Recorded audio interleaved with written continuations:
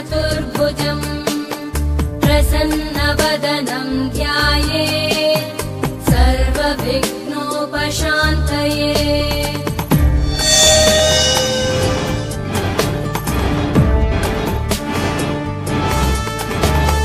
शान्ताकारं भुजगशयनं पद्मनाभं सुरेशं विश्वाधारं गगनसदृशं मेघवर्णं शुभाङ्गम् लक्ष्मीकान्तं कमलनयनं योगिभिर्ध्यानगम्यम्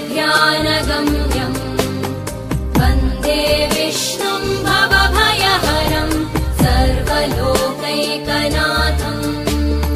वन्दे विष्णुं भवभयहरं सर्वलोकैकनाथम्।